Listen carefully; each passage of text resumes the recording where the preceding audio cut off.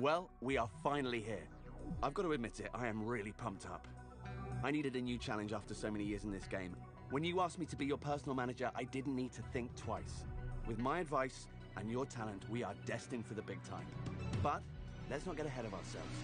First of all, I need your details to sign up for the World Championship.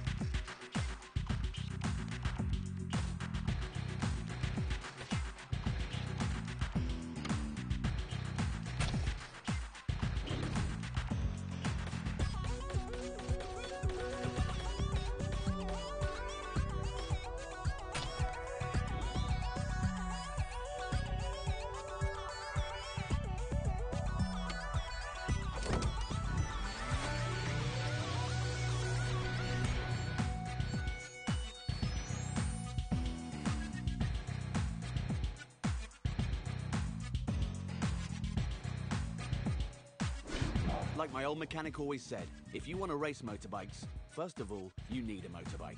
Just tell me which manufacturer you want, and I'll take care of the rest.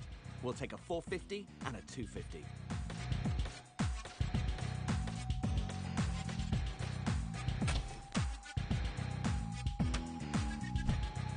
Ah, I see we have the same taste. Great choice. Their bikes are top quality.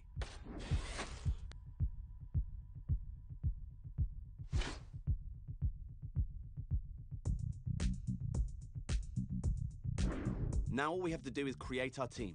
We need a spectacular name, a striking logo, and a good team manager. He'll be managing your custom team, updating you on objectives and results. And you also need to choose a photo to link to my emails. Please try and do me justice.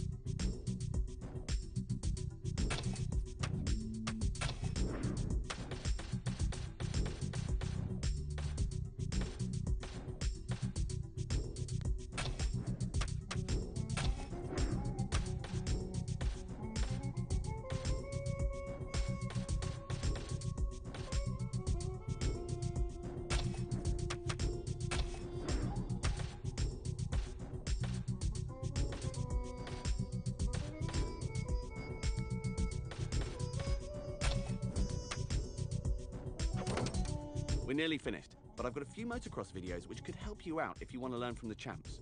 Want to watch them now?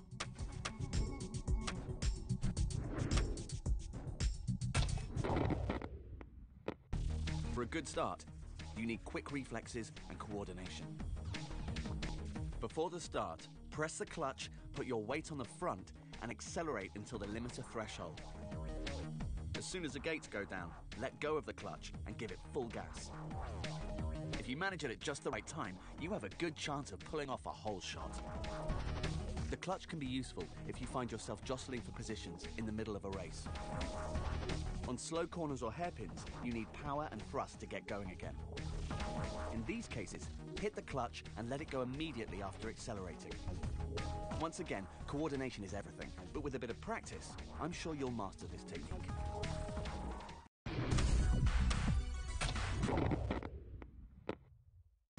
There are many ways of managing speed on corners, and you need different approaches according to the effect you want to achieve. On wide bends, just use the engine brake. If you calculate the distance well and arrive to the curve prepared, you shouldn't have to worry about the brakes.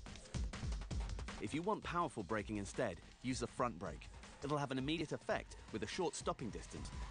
But don't overdo it. Only the best riders can do this without ending up face down in the mud. The rear brake is really useful when you want to combine braking and turning. Use it on hairpin bends or for tight, precise trajectories. When you accelerate, think about what kind of bend lies in wait and what kind of trajectory you want to set. On broad corners, keep straight and turn by dabbing the accelerator. If the corner is banked, lean into it, taking advantage of the inner side. This will enable you to leave the corner much faster and with the gas open. In both cases, remember that you can tighten the line of the curve even more by moving your weight to the front wheel. Never underestimate the importance of a good trajectory. If you want to be fast, this is where you need to start.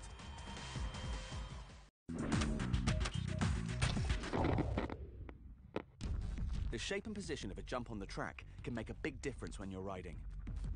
Experience and talent will show you how to handle them, but I can give you a few pieces of precious advice in the meantime. When you face individual bumps or those followed by a corner, stop accelerating just before you reach the top. Your trajectory will be lower and you will lose less time flying. If you have to tackle one or more jumps instead, you'll need a decidedly longer trajectory. In this case, tackle the ramp by moving your weight to the back. This maneuver, combined with a good dose of gas, will give you the best traction at literally taking flight.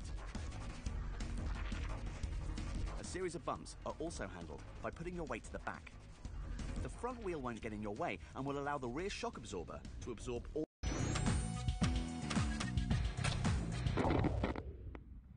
Perfect control of the flying bike will help you land well, without taking unnecessary risks. So, the best way to land from the jump is to keep the wheels as parallel as possible to the ground. When you're flying, you've got to move your weight forward or backwards on the bike to land with the most traction.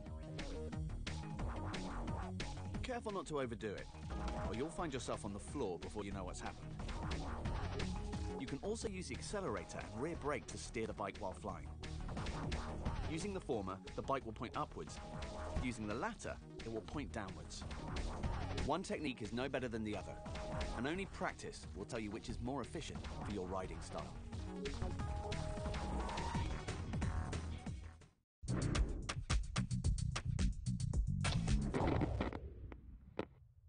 If you want to finish the scrub as well as possible, technique and timing are fundamental.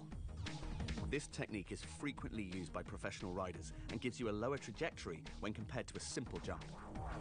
The aim is always the same, saving as much time as possible when flying. Okay, to perform a scrub, the bike and rider have to be going in different directions, but right before the wheels leave the ground. As you might guess, timing is essential. Move too early and you risk falling. Do it too late and you won't finish the scrub. You can't do a scrub on all jumps. Using it on small jumps or those that are very close is pointless, even risky. Study the tracks and look for the best points to scrub. Your times will visibly improve.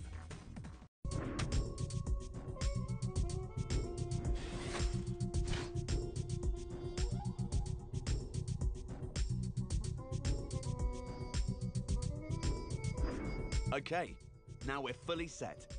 Let's do it.